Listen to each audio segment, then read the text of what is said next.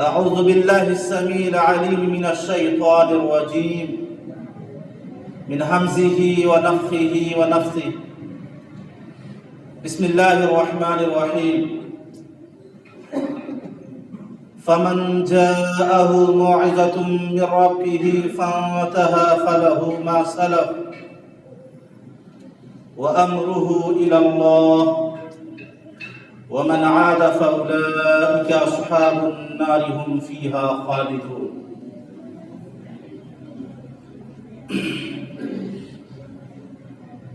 محترم حاضرین جمعہ،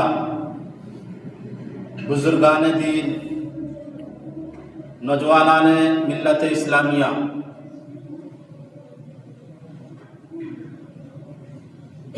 ہر قسم کی تعریف و توصیف، کبریائی و بڑائی، حمد و ستائش، تسبیح، تمجید، تکبیر، تحمید صرف اور صرف اللہ رب العالمین وحدہ لا شریک لہ کے لیے لائق و زیبا ہیں، اور درود و سلام نازل ہو اس دنیا فانی کی جانب بھیجے گئے تمام انبیاء و رسل پر بالعموم، اور بالخصوص اس سلسلے کی آخری کڑی جناب محمد رسول اللہ صلی اللہ علیہ وسلم پر، جن کے ذریعے سے اللہ رب العالمین نے ہمیں ظلمت و گمراہی کی تاریک ترین وادیوں سے نکال کر رشد و ہدایت کے روشن و تابناک دور میں داخل فرمایا۔ پیارے بچوں، آپس میں باتیں نہ کرو آپس میں، دیوار سے ہٹ کے بیٹھو، اور بیچ میں آپس میں بالکل آواز نہیں آنی چاہیے۔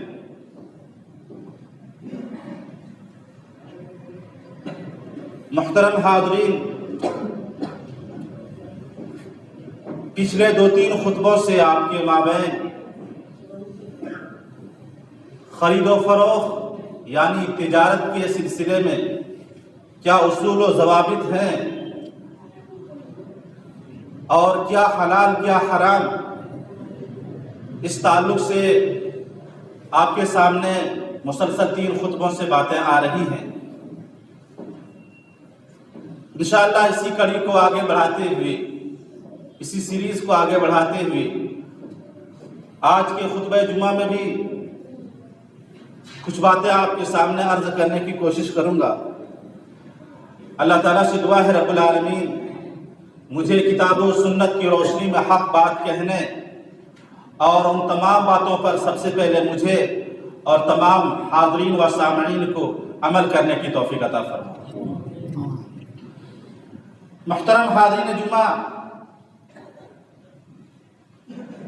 میں نے آخری پوائنٹ جو آپ کے سامنے ذکر کیا تھا، جیسا کہ کل 4 پوائنٹس کا آپ کے سامنے ذکر کیے گئے تھے کہ جن چیزوں کا کھانا پینا حرام ہے ان چیزوں کو بیچنا اور خریدنا بھی ان کا حرام ہے۔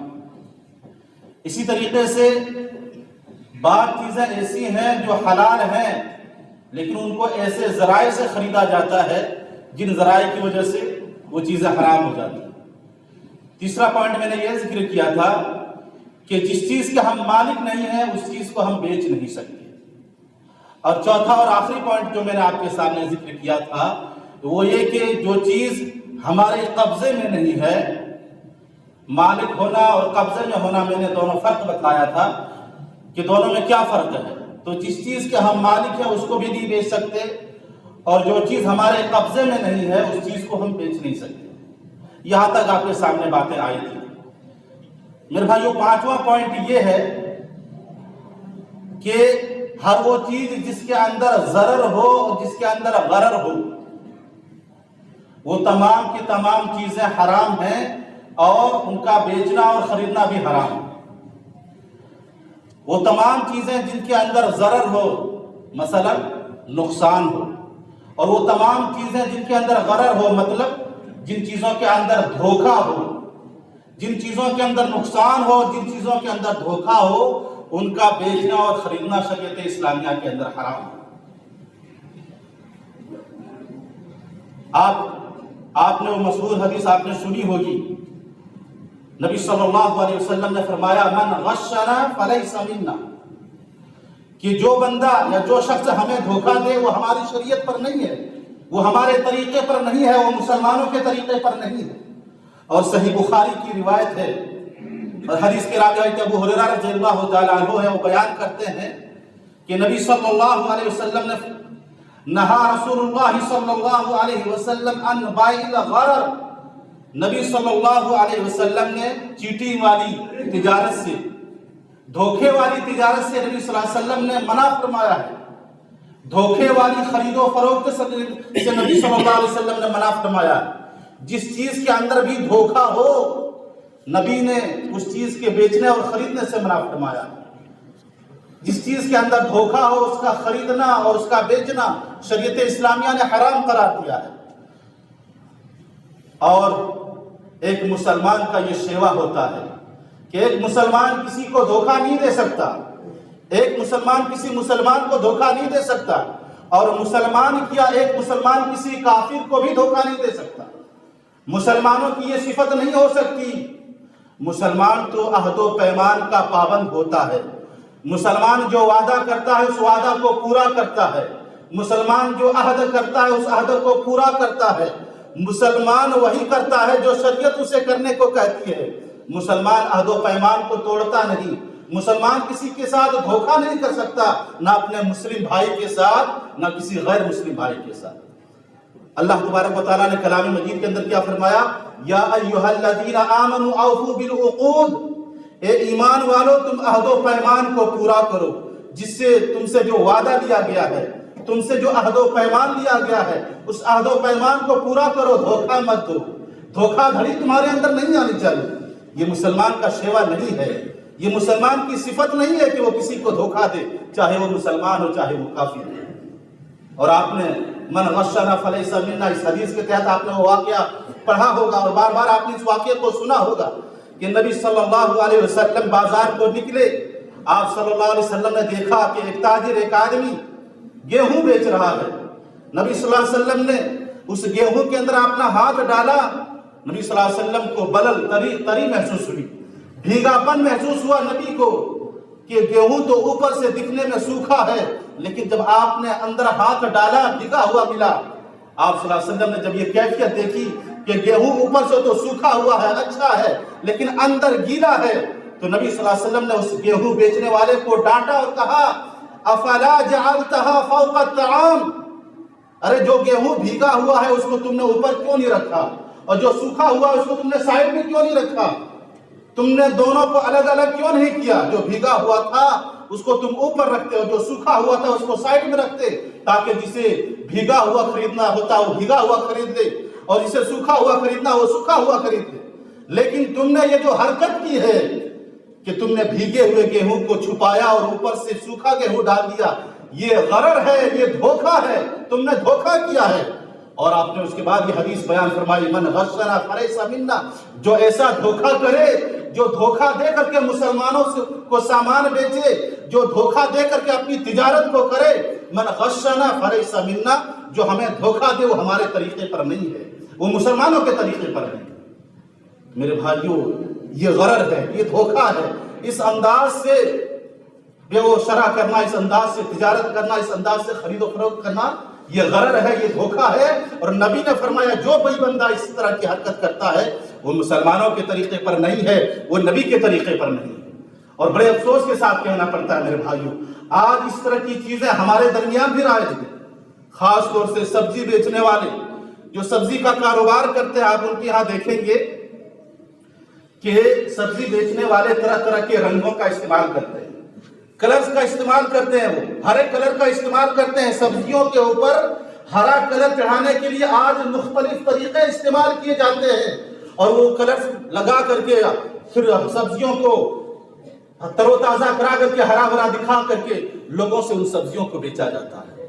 آج سبزیوں کو جلدی تیار کرنے کے لیے انجیکشن کا استعمال ہوتا ہے، کیٹناشک دواؤں کا استعمال ہوتا ہے، جو انجیکشن، جو دوائیاں انسان کی صحت کے لیے نقصان دہ بھی ثابت ہو سکتی ہیں، آج ایسے پدارتھ کا استعمال ہوتا ہے، آج ایسی کیٹناشک دواؤں کا استعمال ہوتا ہے جس کی وجہ سے سبزیاں اور چیزیں جلدی تیار ہو جاتی ہیں اور پھر ان چیزوں کو لا کر کے مارکیٹ کے اندر بیچا جاتا ہے۔ میرے بھائیو، یہ ساری چیزیں کیا ہیں؟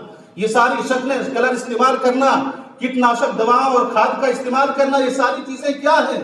یہ غرر کے زمرے میں آتی ہیں، یہ غرر میں شمار ہوتی ہیں، یہ دھوکے میں شمار ہوتی ہیں، اور یہ ساری چیزیں آج ہمارے درمیان ہو رہی ہیں۔ اور سبزی فروش کی بات نہیں، ہم اور آپ بھی اس بے کے اندر مبتلا ہیں، ہم اور آپ بھی اس حرام کاری کے اندر مبتلا ہیں۔ آپ دیکھیں، ہمیں کوئی گاڑی بیچنی ہوتی ہے، گاڑی کی مثال چھوڑ دیں آپ، آج کل موبائل کا دور بہت زوروں سے چلا ہے، ہر کسی کے پاس موبائل ہے۔ اگر کسی کے موبائل میں کوئی خرابی آ گئی اور اسے اس موبائل کو بیچنا ہو، ہمیں پتا ہے کہ ہمارا موبائل ہینگ کرتا ہے، ہمیں پتا ہے کہ ہمارے موبائل کا ڈسپلے صحیح نہیں ہے، ہمیں پتا ہے کہ میرے موبائل کا سسٹم صحیح نہیں ہے، کچھ دیر چلتا ہے اس کے بعد بند ہو جاتا ہے، ہمیں پتا ہے کہ اس موبائل کی جو چارجنگ کا جو سسٹم ہے وہ سسٹم خراب ہے، چارج زیادہ دیر تک ٹکتا نہیں۔ یہ ساری خرابیاں ہمیں اپنے موبائل کے سلسلے میں پتا ہوتا ہے، اس کے باوجود اگر ہمیں کوئی معصوم سا بندہ مل جاتا ہے جسے ہم سمجھتے ہیں کہ ہم آسانی سے اس کو ٹوپی پہنا لے جائیں گے، جسے ہم سمجھتے ہیں کہ آسانی سے ہم اس کو چونا لگا جائیں گے، پھر ہم اس معصوم بندے کو پھنساتے ہیں اور بغیر کچھ بتائے، جو موبائل کے بارے میں زیادہ کچھ جانتا نہیں ہے، بغیر کچھ بتائے ہم اسے اپنا موبائل بیچ دیتے ہیں اور اچھی خاصی قیمت اس سے لے لیتے ہیں۔ یہ کیا ہے میرے بھائی؟ یہ غرر ہے، یہ دھوکہ ہے کہ آپ کے موبائل کے اندر جو خرابیاں تھی آپ نے ان کو چھپایا، جو عیب تھا آپ نے ان عیوب کو چھپایا اور بڑی قیمت اور بھاری قیمت دے کر کے آپ نے اپنے موبائل کو بیچ دیا۔ میرے بھائیوں، یہ حرام ہے، یہ ناجائز ہے۔ مسلمانوں کے اوپر یا کوئی بھی تاجر ہو، کوئی بھی بزنس مین ہو، جو بیچنے والا ہے اس کے اوپر شریعت اسلامیہ نے یہ واجب قرار دیا ہے کہ اگر تم کوئی کسی بھی چیز کو بیچو تو اس کے اندر جو خرابیاں ہیں اس کو واضح کر دو۔ اگر کسی طرح کی کوئی کمی ہے کپڑے کے اندر، کہیں فالٹ ہے، اس کو واضح کر دو۔ اگر موبائل بیچنا ہے اس کے اندر کوئی کمی ہے، کوئی خرابی ہے، کوئی عیب ہے، اس کو واضح کر دو۔ اس واضح کر دینے کے بعد اگر ڈیل ہو جاتی ہے کوئی حرج کی بات نہیں، لیکن عیوب کو چھپانا اور عیوب کو چھپا کر کے چیزوں کو بیچنا، شریعت اس چیز کو جائز قرار نہیں دیتی ہے۔ شریعت اس چیز کو جائز قرار نہیں دیتی، اور ایسا تاجر، ایسا بزنس مین جو سچا ہو، جو سچ بیچ کر کے سچ بول کر کے اپنی چیزوں کو بیچتا ہو، اگر کوئی سچا تاجر ہے وہ پورا بیان کر دیتا، بھائی یہ سامان آپ لینا چاہتے ہو لیکن پہلے میری بات سنو، اس کے اندر یہ خرابی ہے، اس کے اندر یہ کمی ہے۔ جو سچا تاجر ہو، اگر سچا تاجر ہو، سچ بول کر کے اپنی تجارت کو وہ آگے بڑھاتا ہے، اپنے بزنس کو آگے بڑھاتا ہے، ایسے لوگوں کے لیے نبی کی زبان یہ خوشخبری سنیے میرے بھائیو، کتنی بڑی خوشخبری سنائیے ایسے تاجر کے سلسلے میں جو امانت دار ہو، جو سچا تاجر ہو، جو سچا بزنس مین ہو۔ اس کے سلسلے میں نبی صلی اللہ علیہ وسلم نے فرمایا، التاجر الصدوق الامین مع النبیین والصدیقین والشہداء یوم القیامہ۔ سنن ترمذی کی روایت میں اللہ کے نبی فرماتے ہیں کہ جو سچا تاجر ہو، سچ بول کر کے اپنی چیزوں کو بیچتا ہو، امانت دار ہو، ایسا تاجر، ایسا بزنس مین، ایسا کاروباری قیامت کے دن نبیوں کے ساتھ ہوگا، سچ بولنے والوں کے ساتھ ہوگا اور شہیدوں کے ساتھ ہوگا۔ اللہ، ایسے تاجر کو قیامت کے دن کن لوگوں کے ساتھ اٹھایا جائے گا؟ نبیوں کے ساتھ اٹھایا جائے گا، صدیقین، سچ بولنے والوں کے ساتھ اٹھایا جائے گا، شہداء جو اللہ کی راہ میں شہید ہو گئے، ایسے لوگوں کے ساتھ اٹھایا جائے گا۔ کیسے بندے کو؟ جو اس دنیا کے اندر سچ بول کر کے اپنے کپڑوں کو بیچا کرتا تھا، جو اس دنیا کے اندر سچ بول کر کے اپنے موبائل کو بیچا کرتا تھا، جو اس دنیا کے اندر سچ بول کر کے اپنی چیزوں کو بیچا کرتا تھا، اس کے اندر جھوٹ نہیں تھا، خرابی کو چھپاتا نہیں تھا، کمی کو چھپاتا نہیں تھا، موبائل کے اندر اگر کوئی فالٹ تھا اس کو بیان کر دیتا تھا۔ اگر اس انداز سے اگر وہ اپنی چیزوں کو بیچتا تھا، میرے بھائیوں، جو سچا تاجر تھا اس دنیا کے اندر، ان کا حشر صدیقین کے ساتھ ہوگا، نبیوں کے ساتھ ہوگا، شہداء کے ساتھ ہوگا۔ تو میرے بھائیوں، اس انداز سے آج لوگوں کو چونا لگایا جاتا ہے، دھوکہ دیا جاتا ہے، اور شریعت کا ایک قانون ہے میرے بھائیوں، لا ضرر ولا ضرار، نہ تم کسی کو نقصان پہنچاؤ، نہ تمہیں کوئی نقصان پہنچائے۔ تم کسی کو نقصان نہیں پہنچا سکتے اور تمہیں بھی کوئی نقصان نہ پہنچائے۔ اگر تم کسی کو نقصان پہنچاؤ گے تو تمہیں بھی نقصان پہنچایا جائے۔ نبی صلی اللہ علیہ وسلم کے زمانے میں بھی غرر کی بہت ساری قسمیں تھی نبی صلی اللہ علیہ وسلم کے زمانے میں پائی جاتی تھی، جن سے آپ نے ان ساری قسموں سے لوگوں کو، ساری چیزوں سے لوگوں کو منع کر دیا۔ ایک صورت کیا تھی؟ ایک صورت تھی بیع ملامسہ، ٹچ کر کے بیع کرنا، چھو کر کے بیع کرنا۔ چھو کر کے بیع کرنا، بیع ملامسہ کیا ہے؟ چھو کر کے بیع کرنا۔ مثلا ہوتا یہ تھا کہ کپڑوں کی دکان ہوا کرتی تھی، کپڑوں کے بہت سارے کٹ پیس رکھے ہوئے ہوتے تھے، یا کپڑوں کے الگ الگ تھان ڈھیر رکھے ہوئے ہوتے تھے، اس میں اتنے کپڑے ہیں، اس میں اتنے کپڑے ہیں، اس میں اتنے کپڑے ہیں، الگ الگ تھان اور الگ الگ ڈھیر رکھے ہوتے تھے۔ اور جب کوئی کپڑا خریدنے کے لیے آتا تھا تو اس سے ایک قیمت متعین کر دی جاتی تھی کہ آپ اتنی قیمت دو، اور اس قیمت کو ادا کرنے کے بعد آپ جس کپڑے کے اوپر یا جس ڈھیر کے اوپر آپ ہاتھ رکھ دیں گے وہ چیز آپ کی ہو گئی، وہ چیز آپ کی ہو گئی۔ یہی ایک ٹچ والی بیع، چھو کر کے بیع کرنا۔ تو میرے بھائیوں، قیمت لے کر کے چھو کر کے بیع کیا جاتا تھا۔ اس میں کیا ہے میرے بھائیوں؟ اس میں دھوکہ ہے، اس میں غرر ہے کہ ہو سکتا ہے آپ نے پیسہ زیادہ دے دیا ہو، اور جو کپڑا آپ کو دیا گیا، کیونکہ کپڑے کو دیکھنے کی اجازت نہیں ہوتی تھی، الٹ پلٹ کر کے دیکھنے کی اجازت نہیں ہوتی تھی، بس یہ پتا ہوتا تھا کہ اس تھان کے اندر کپڑا ہے۔ اب وہ کپڑا کتنا ہے، کس کوالٹی کا ہے، اس کی لمبائی کتنی ہے، اس کا عرض کتنا ہے، یہ خریدنے والے کو معلوم نہیں ہوتا تھا۔ تو اس سے میں بہت بڑا دھوکہ یہ ہوتا تھا میرے بھائیوں کہ آپ نے پیسے زیادہ دے دیے لیکن اس پیسے کے حساب سے آپ کو کپڑے نہیں دیے، تو یہاں پر دھوکہ ہوتا تھا۔ اسی طریقے سے ایک دوسری صورت تھی بیع منابضہ، اور اسی کی شکل ہے، اسی کے قبیل سے ہے بیع الحصاد۔ بیع المنابضہ کیا ہے؟ پھینک کر کے بیع کرنا، اور بیع الحصاد کیا ہے؟ کنکری مار کر کے پھینک کر کے بیع کرنا۔ دونوں قریباً دونوں کی ایک ہی صورت ہے۔ بیع المنابضہ کی صورت کیا ہوا کرتی تھی؟ بیع المنابضہ کی صورت یہ ہوتی تھی کہ پیسے لے کر کے زمین بیچی جاتی تھی، لیکن زمین کتنی بیچی جائے گی یہ نہیں بتایا جاتا تھا۔ کہا جاتا تھا کہ آپ پیسے دو، آپ کو زمین دی جائے گی، لیکن کتنی دی جائے گی یہ نہیں بتایا جاتا تھا۔ اور اس کا طریقہ کیا ہوتا تھا کہ ایک کھلے میدان کے اندر جو خریدنے والا ہوتا تھا اس سے پیسے لے لیا جاتا تھا، اور کھلے میدان میں اس کو ایک پتھر دیا جاتا تھا، اور اس سے کہا جاتا تھا کہ آپ اس پتھر کو پھینکو، جہاں تک یہ پتھر گیا وہ زمین آپ کی۔ اچھا، یہاں پر کچھ لوگوں کو یہ سمجھ میں آ رہا ہوگا کہ شاید یہاں پر تو خریدنے والے کو زیادہ فائدہ ہے، کیونکہ جتنی دور وہ پتھر پھینکے گا اس کی زمین ہو گئی۔ لیکن میرے بھائیوں، یہاں پر کبھی کبھار خریدنے والے کو بھی نقصان ہو جاتا ہے، نقصان ہو جائے گا۔ کیوں؟ کیونکہ اگر پتھر پھینکنے والا کمزور ہو، پتھر پھینکنے والا اگر طاقتور نہ ہو، اور پیسے اگر اس نے زیادہ دے دیے تو نقصان میں تو آ ہی گیا، یا اگر زیادہ طاقتور ہو، زیادہ دور تک اس نے پتھر پھینک دیا تو بیچنے والے کو نقصان ہے۔ تو میرے بھائیوں، یہاں بھی غرر ہے۔ یہ بیع منابضہ ہوا کرتا تھا۔ بیع منابضہ کی ایک صورت یہ بھی ہوتی تھی کہ زمین کی قیمت متعین نہیں کی جاتی تھی، کپڑے کے ذریعے سے بیع ہوا کرتی تھی۔ کیسے؟ خریدنے والے کے پاس بھی کپڑا ہے، بیچنے والے کے بھی پاس کپڑا ہے، لیکن ہمیں الگ الگ کپڑے چاہیے۔ تو صورت یہ ہوتی تھی کہ آپ اپنا کپڑا پھینکو، میں اپنا کپڑا پھینکتا ہوں۔ اب کپڑے کی کوالٹی کیسی ہے، کپڑے کی لمبائی چوڑائی کتنی ہے، اور کپڑے کو الٹ پلٹ کر کے دیکھنے کی اجازت بھی نہیں ہوتی تھی، بس ہم اپنا کپڑا پھینکیں گے، آپ اپنا کپڑا پھینکو۔ اس طریقے سے نبی کے زمانے میں اس طریقے سے خرید و فروخت ہوا کرتی تھی۔ بیع منابضہ اس کو کہا جاتا تھا، جو نبی صلی اللہ علیہ وسلم کے زمانے میں نبی صلی اللہ علیہ وسلم نے اس شکل کو حرام کرا دیا۔ بیع الحصاد بھی اسی قبیل سے ہے۔ بیع الحصاد کی ایک شکل یہ بھی ہوتی تھی کہ جو تاجر ہوتا تھا، جو بیچنے والا ہوتا تھا، وہ الگ الگ اس کی دکان میں الگ الگ کپڑے رکھے ہوتے تھے، رنگ برنگ کے کپڑے رکھے ہوتے تھے، اور جو خریدنے والا ہوتا تھا اس سے پیسے لے لیے جاتے تھے، اور اسے ایک کنکر تھما دیا جاتا تھا، اور کہا جاتا تھا کہ آپ نے پیسے دے دیے ہیں، آپ اس کنکر کو ماریے، جس کپڑے کے اوپر بھی یہ کنکر گرے گا وہ کپڑا آپ کا ہوگا۔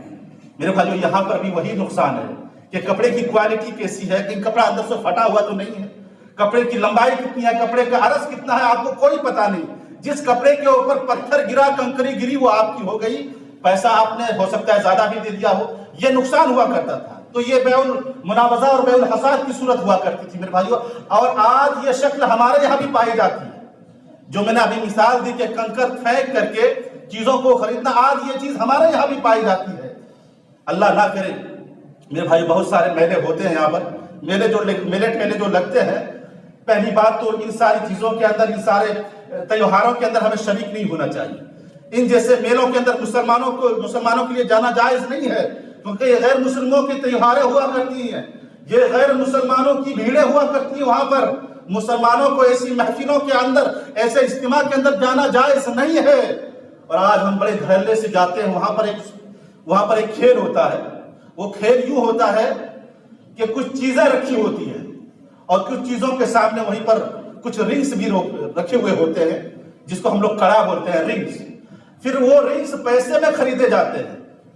وہ ساری چیزیں رکھی ہوئی ہیں، پیسے کے ذریعے سے آپ کو رنگ دیا گیا اور کہا جاتا ہے کہ آپ اس رنگ کو پھینکیے، جس چیز میں وہ رنگ اٹک گئی وہ چیز آپ کی ہوگی۔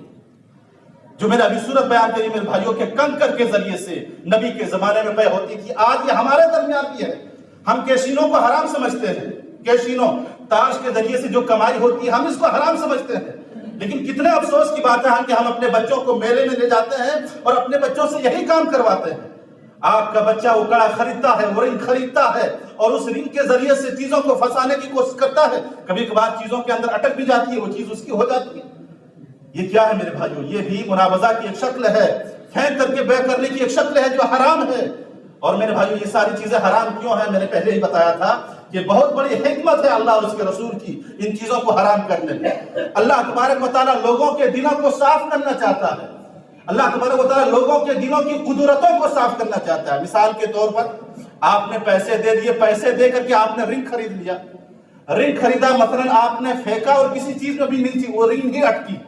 اگر آپ طاقتور ہیں، پوزیشن آپ کی بہت بڑی ہے، آپ تو جھگڑے کے اوپر اتر آئیں گے۔ بھائی صاحب آپ نے پیسے سے مجھے رنگ دیا تھا، میں نے پھینکا لیکن مجھے کوئی بھی چیز نہیں ملی، اب مجھے اپنے پیسے واپس دو۔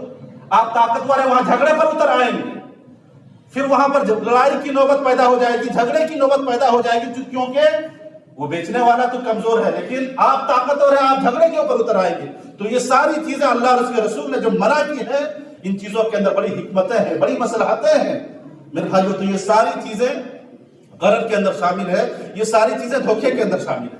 اچھا، غرر کی ایک صورت یہ بھی ہے کہ بہت ساری چیزیں، جگن ناتھ پور کے اندر تو اتنا بڑا مارکیٹ نہیں ہے، لیکن جو سپر مارکیٹس ہوا کرتے ہیں، جو بڑے بڑے مالز ہوا کرتے ہیں، وہاں پر کچھ چیزیں ایسی آتی ہیں جو سیزن کے حساب سے ہوتی ہیں کہ وہ چیزیں اسی سیزن کے اندر بکے گی۔ مثلا ابھی ٹھنڈی کا سیزن چل رہا ہے، ٹھنڈی کا موسم چل رہا ہے، تو بہت ساری چیزیں ٹھنڈی کے اعتبار سے آئی ہوئی ہیں، ٹھنڈ کے کپڑے آئے ہوئے ہیں، تو بہت سارے سپر مارکیٹ کے اندر اور مالز کے اندر جو سیزن کے حساب سے جو چیزیں آتی ہیں، اگر وہ چیزیں اس سیزن میں نہیں بکتی ہیں تو ان چیزوں کو بیچنے کے لیے مختلف طریقے استعمال کرتے ہیں مالز والے اور سپر مارکیٹ والے۔ دو تین طریقے استعمال کرتے ہیں۔ ایک طریقہ تو یہ ہوتا ہے کہ جب سیزن میں ساری چیزیں نہیں بکتی ہیں تو جو چیزیں بچ جاتی ہیں ان کے لیے ایک اسٹال لگا دیا جاتا ہے۔ اسٹال لگا دینے کے بعد آفر دیا جاتا ہے کہ آپ کو یہ ساری چیزیں 40% آفر کے ساتھ یا 50% یا 70%، 60% آپ کو یہ ساری چیزیں آفر میں دی جائیں گی۔ یہ چیز تو صحیح ہے کہ جو بیچنے والا ہے آپ کو اس نے آفر دیا ہے کہ آپ 50% آفر کے ساتھ ہماری چیزیں لے جائیں، یہ چیز صحیح ہے۔ لیکن ایک دوسرا طریقہ اپنایا جاتا ہے۔ وہ دوسرا طریقہ کیا ہوتا ہے؟ جب چیزیں بچ جاتی ہیں تو ان چیزوں کو ایک باکس کے اندر بھرا جاتا ہے، ان ساری چیزوں کو الگ الگ باکس کے اندر بھر کر کے اس باکس کے اوپر ان چیزوں کی قیمت لکھ دی جاتی ہے کہ اس باکس کی اتنی قیمت ہے، اس باکس کی اتنی قیمت ہے۔ اب اس کے اندر کتنی چیزیں ڈالی گئی ہیں، کون سی چیزیں ڈالی گئی ہیں، وہ چیز کیسی ہے، کوالٹی کیسی ہے، وہ چیز اچھی ہے کہ نہیں ہے، اگر مشین ہے تو چل رہی ہے کہ نہیں چل رہی ہے، خریدنے والے کو نہیں پتا۔ لیکن ہاں اتنی بات ضرور ہے کہ ان باکس کے اندر کچھ چیزیں ہیں، کچھ نہ کچھ ضرور ہے۔ ایک ریٹ متعین کر دیا جاتا ہے لیکن یہ نہیں پتا ہوتا کہ اس کے اندر 1 سامان ہے، 2 سامان ہے، 3 سامان ہے، کتنا سامان ہے وہ پتا نہیں ہوتا، بس ریٹ متعین کر دیا جاتا ہے۔ اس طریقے سے بے ہوتی ہے میرے بھائیوں۔ اگر آپ نے اس باکس کو خرید لیا، ہو سکتا ہے کوئی مشین اس باکس کے اندر نکلی، وہ مشین خراب ہو، وہ مشین چل نہیں رہی ہو، آپ نے تو وہ چیز خرید لیا، آپ کا نقصان ہو گیا۔ تو یہ ساری چیزیں میرے بھائیوں، اس طریقے سے چیزوں کو بیچنا کہ خریدنے والے کو اس چیز کو دیکھنے کی اجازت نہ ہو، خریدنے والا ان چیزوں کو الٹ پلٹ کر کے دیکھ نہ سکتا ہو، تو یہ ساری چیزیں غرر کے اندر آتی ہیں، ساری چیزیں دھوکے کے اندر آتی ہیں۔ یہ کیا ہے کہ میں ساری مثالیں نہیں دے سکتا ہوں، ساری چیزیں آپ کے سامنے بیان نہیں کر سکتا ہوں، اصول میں آپ کے سامنے بیان کر رہا ہوں، بس آپ سمجھنے کی کوشش کریں کہ جو بھی شکل، جو بھی تجارت اگر ان اقسام کے اندر آتی ہے جس میں خریدنے والے کو نقصان ہو سکتا ہے یا بیچنے والے کو نقصان ہو سکتا ہے، سمجھ لیجئے کہ وہ ساری کی ساری چیزیں غرر میں آتی ہیں، دھوکے میں آتی ہیں، ان تمام شکلوں کو شریعت اسلامیہ نے حرام کرا دیا ہے۔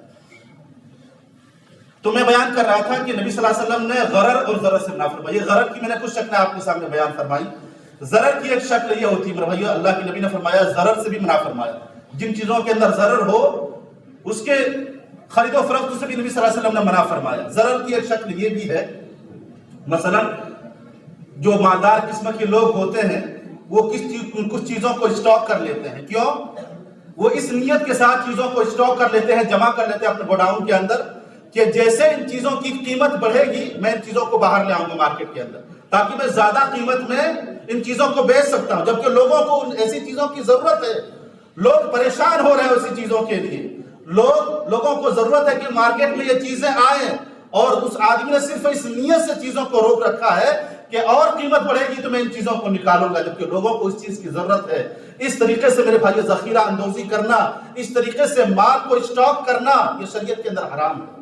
لوگوں کو اگر کسی چیز کی ضرورت ہے اور کسی کے پاس وہ چیز موجود ہے اور صرف اس نیت کے ساتھ جمع کر رکھا ہے کہ جیسے اس کی قیمت اور بڑھے گی میں مارکیٹ کے اندر لے آؤں گا، اس طریقے سے اپنے گوڈاؤن کے اندر اپنے گھر کے اندر چیزوں کو جمع رکھنا، ذخیرہ اندوزی کرنا قیمت بڑھانے کی نیت سے، تو یہ حرکت، یہ چیز شریعت اسلامیہ کے اندر حرام ہے۔ ہوتا یوں ہے مثلا قحط سالی کا زمانہ اگر آ گیا یا کبھی کبھار بارش زیادہ ہو جانے کی وجہ سے بہت ساری فصلیں برباد ہو جاتی ہیں، مثلا ہمارے یہاں بھی جو صورتحال ہے، پیاز کی قیمتیں بہت زیادہ ہو گئی ہیں، ٹماٹر کی قیمتیں بہت زیادہ ہو گئی، کیونکہ بہت ساری جگہوں پہ فصلیں برباد ہو گئی ہیں، بہت ساری جگہوں پہ پیاز کی فصلیں برباد ہو گئی ہیں، ٹماٹر کی فصلیں برباد ہو گئی ہیں، اس مقدار میں ہمارے کنٹری کے اندر چیزیں نہیں آ رہی ہیں جس مقدار میں آنی چاہیے، تو اس وجہ سے چیزوں کی قیمتیں بڑھ گئی ہیں۔ اب اگر کوئی آدمی ان چیزوں کو اسٹاک کر لیتا تاکہ ان چیزوں کی قیمتیں اور بڑھ جائے، اس نیت کے ساتھ اگر کوئی جمع کر لیتا ہے تو یہ چیز حرام ہے۔ ہاں مارکیٹ میں اگر مل رہی ہے چیزیں، مارکیٹ میں اگر وہ چیزیں مل رہی ہیں تو آپ جمع کر سکتے ہیں، لوگوں کو آسانی سے وہ چیزیں مل رہی ہیں تو آپ جمع کر سکتے ہو، کوئی حرج کی بات نہیں ہے، لیکن لوگوں کو واقعی ضرورت ہے اور اگر آپ نے جمع کر رکھا ہے تو یہ شریعت اس چیز کو جائز کرا دی ہے۔ نبی صلی اللہ علیہ وسلم نے کیا فرمایا؟ لا يحتقر الا خاطئ، لا يحتقر الا خاطئ، کہ مالوں کو وہی شخص جمع کر کے رکھتا ہے، مالوں کو وہی شخص اسٹاک کر کے رکھتا ہے جو گناہگار ہوتا ہے، یا دوسرے الفاظ میں آپ یوں کہہ لیجئے کہ جس نے بلا ضرورت مالوں کو جمع کر کے رکھا، جس نے بلا ضرورت مالوں کو اسٹاک کر کے رکھا وہ گناہگار ہے، خطاکار ہے، یا خاطئون کے معنی گناہگار کے۔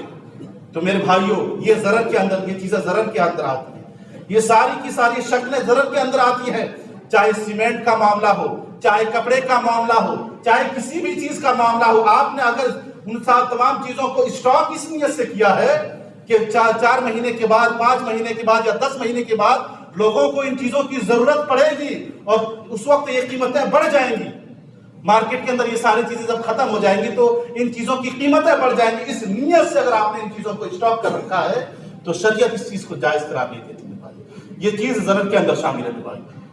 اسی طریقے سے 5ویں شکل میں نے بیان کی تھی، ایک چھٹی شکل یہ ہے جس کو بیع اینا کہا جاتا ہے۔ بیع اینا کیا ہے میرے بھائیوں؟ میں ابھی آپ کے سامنے اس کی شکل بیان فرماؤں گا، لیکن آپ بیع اینا کے تعلق سے سمجھ لیں کہ شریعت نے کتنی شدید مخالفت کی ہے اس بیع کے سلسلے میں۔ نبی صلی اللہ علیہ وسلم نے اس بیع کے سلسلے میں فرمایا اذا تبايعتم بالعینہ واخذتم اذناب البقر ورضیتم بالزریع وترکتم الجہاد سلط اللہ علیکم ذلا لا ينزعه حتی ترجعوا الی دینکم۔ نبی صلی اللہ علیہ وسلم نے فرمایا کہ جب تم بیع اینا کرنے لگو گے اور جب تم گایوں کی دموں کو پکڑ کر کے کھیتی کرنا شروع کر دو گے، وَرَضِيتُمْ بِالزَّرِيعِ، اور کھیتی باڑی سے راضی ہو جاؤ گے، وَتَرَكْتُمُ الْجِهَادِ، اور جہاد کو چھوڑ دو گے، سَلَّطَ اللَّهُ عَلَيْكُمْ ذُلًّا، اللہ تبارک و تعالیٰ تمہارے اوپر ایسی ذلت طاری کرے گا، اللہ تبارک و تعالیٰ تمہارے اوپر ایسی ذلت طاری کرے گا کہ وہ ذلت اس وقت تک ختم نہیں ہوگی جب تک تم اپنے دین کی طرف واپس لوٹ نہیں جاؤ گے۔ تو میرے بھائیوں کیا فرمایا کہ جب تم بیع اینا کرنے لگو گے اور گایوں کی دموں کو پکڑ کر کے کھیتی کرنے لگو، کیا مطلب؟ یعنی صرف دنیا ہی تمہارا مقصد ہو جائے گی، صرف تم دنیا کے پیچھے پڑے رہو گے، کھیتی باڑی کے معاملات میں پڑے رہو گے، دنیاوی معاملات میں تم پڑے رہو گے، دین سے کوئی مطلب نہیں ہوگا، کھیتی باڑی سے تم راضی ہو جاؤ گے، دین سے کوئی مطلب نہیں ہوگا، اللہ اور اس کے رسول کے احکامات کی کوئی قدر تمہاری نگاہ میں نہیں ہوگی، دین کی کوئی اہمیت تمہارے نگاہوں میں نہیں ہوگی. وَتَرَكْتُمُ الْجِهَادَ جہاد کو چھوڑ دو گے, دین کی خاطر تمہارے اندر محنت کرنے کا اور تمہارے اندر کوششیں کرنے کا جذبہ نہیں ہوگا. جب ایسی چیزیں ہوں گی تو اللہ تبارک و تعالیٰ, تم مسلمان رہو گے, مسلمان ہونے کے باوجود اللہ تبارک و تعالیٰ تمہارے اوپر ذلت و رسوائی کو طاری کر دے گا. اور یہ ذلت و رسوائی اس وقت تک ختم نہیں ہوگی جب تک تم مکمل طور پر دین کی طرف لوٹ نہیں آؤ. تو میرے بھائیو, یہاں کئی وجوہات بیان فرمائی اللہ کے نبی نے کہ جن وجوہات کی وجہ سے ذلت طاری ہوگی, ان وجوہات میں سے ایک وجہ ہے کہ جب تم بیع اینا کرنے لگو گے. بیع اینا کیا ہے میرے بھائیو؟ بیع اینا یہ ہے کہ آپ نے کوئی چیز بیچی اور جس نے آپ کی چیز خریدی اس نے آپ کو پیسے نہیں دی. یعنی دوسرے لفظ میں آپ یوں کہہ سکتے ہیں کہ ادھار میں آپ سے کسی نے کوئی چیز خریدی اور کہا کہ میں 6 مہینے کے اندر آپ کو پیسے دے دوں گا, 6 مہینے کے اندر میں آپ کے پیسے لوٹا دوں گا, 6 مہینے کی مجھے مہلت دی تھی. آپ نے مہلت دے دی, آپ نے مہلت دے دی, لیکن ابھی وہ مہلت ختم ہی نہیں ہوئی تھی کہ آپ نے جو چیز بیچی تھی وہی چیز آپ نے کم قیمت دے کر کے اس سے اس چیز کو خرید لیا. میں مثال کے ذریعے سے سمجھاؤں گا تو زیادہ سمجھ میں آئے گا. مثلا یہ موبائل ہے, موبائل کو اگر آپ نے 10,000 روپے میں بیچا کسی بندے سے اور اس بندے نے کہا کہ میں یہ 10,000 آپ کو 6 مہینے میں لوٹا دوں گا, 6 مہینے میں پے کروں گا, آپ نے مہلت دے دی. ابھی 3 ہی مہینے گزرے تھے یا 4 ہی مہینے میں گزرے تھے, اس نے 10,000 واپس نہیں کیے تھے. ابھی 3 یا 4 مہینے گزرے تھے کہ آپ نے جس پارٹنر کو بیچا تھا, جس آدمی کو بیچا تھا, آپ نے اس کو 8,000 دے کر کے موبائل اس سے خرید لیا. اس نے 10,000 میں خریدا تھا آپ سے, آپ نے اس سے 8,000 میں خرید لیا اور کہا کہ اب 2,000 جو بچتے ہیں تم 6 مہینے کے بعد واپس کر دینا. تم نے 10,000 میں لیے تھے, میں نے 8,000 میں یہ موبائل لے لیا, اب تمہارے اوپر صرف 2,000 بچتے ہیں, 2,000 تم 6 مہینے کے بعد واپس کر دینا. میرے بھائیو, یہ کیا ہے؟ بیع اینا ہے. یہ بیع اینا ہے, یہ سود کی ایک شکل ہے. سود کی ایک شکل کیسے میرے بھائیو؟ آپ سے اس بندے نے کوئی چیز خریدی تھی 10,000 میں اور وعدہ کیا تھا کہ میں 6 مہینے میں آپ کو دے دوں گا. 6 مہینے پورے نہیں ہوئے, 6 مہینے سے پہلے آپ نے کم قیمت میں لے لیا 8,000 میں, اب اس کے اوپر رہ گئے 2,000. یہاں پر سوال یہ پیدا ہوتا ہے, بھائی اس کے اوپر 2,000 کیوں رہے؟ آپ نے موبائل اس سے لے لیا, اس کے پاس, اس بیچارے کے پاس تو کوئی چیز نہیں بچی, موبائل بھی نہیں بچا, تو آپ کو وہ 2,000 کیوں دے؟ کس وجہ سے آپ کو 2,000 دے؟ اس بیچارے کے اوپر 2,000 بنے تو کیوں بنے آپ کے؟ تو میرے بھائیو, یہ بیع اینا کی صورت ہے. پتہ نہیں آج کے دور میں ایسی خرید و فروخت ہوتی ہے کہ نہیں. اگر ہوتی ہے تو میرے بھائیو یہ نہایت بھی سب سے خطرناک قسم کی بیع ہے, اور یہ ایسی بیع ہے جس کے سلسلے میں نبی صلی اللہ علیہ وسلم نے شدید قسم کی تاکید فرمائی ہے کہ ایسے بیع سے بچا جائے. کیونکہ اگر یہ بیع مسلمانوں کے اندر طاری ہو گئی تو اللہ تبارک و تعالیٰ, مسلمانوں کے اندر جاری ہو گئی یہ بیع تو اللہ تبارک و تعالیٰ ذلت و رسوائی کو مسلمانوں کے اوپر طاری کر دے گا. میرے بھائیو, بیع اینا کی مثالیں نبی صلی اللہ علیہ وسلم کے زمانے میں بھی اس طرح کے واقعات آئے ہیں. میں مثالیں بھی آپ کے سامنے بیان کروں گا, لیکن انشاءاللہ اگلے خطبے کے اندر میں وہ ساری چیزیں آپ کے سامنے بیان کرنے کی کوشش کروں گا. اللہ تعالیٰ سے دعا ہے رب العالمین ہم تمام مسلمانوں کو شریعت کے قانون کی روشنی میں اور شریعت کے بتلائے ہوئے اصول اور شریعت کے بتلائے ہوئے ضوابط کے مطابق اپنی خرید و فروخت, اپنی تجارت کو آگے بڑھانے کی توفیق عطا فرما. رب العالمین ہمیں کتاب و سنت کی روشنی میں اپنے تمام افعال اور تمام کاموں کو انجام دینے کی توفیق عطا فرما. رب العالمین ہماری مشکلات کو حل فرما. رب العالمین مسلمان جس کونے میں بھی ہوں, رب العالمین تمام مسلمانوں کی حفاظت فرما. رب العالمین جس قوم کے اندر بھی مسلمانوں کو دبایا جا رہا ہو, ظلم کیا جا رہا ہو, رب العالمین وہاں کے لوگوں کو اس بات کی توفیق دے کہ وہ اسلام کی حقانیت کو سمجھ سکے. رب العالمین ہمارے ہندوستان کے مسلمانوں کی حفاظت فرما. رب العالمین جو لوگ دین سے بھٹکے ہوئے ہیں, براہ روی کا شکار ہو گئے ہیں, رب العالمین تو انہیں صحیح راستے پر آنے کی توفیق عطا فرما. رب العالمین جب تک ہم اس دنیا میں رہیں ایمان اور اسلام کی حالت میں رہیں, اور جب ہمارا خاتمہ ہو تو خاتمہ بالخیر ہو. وآخر دعوانا الحمدللہ رب العالمین.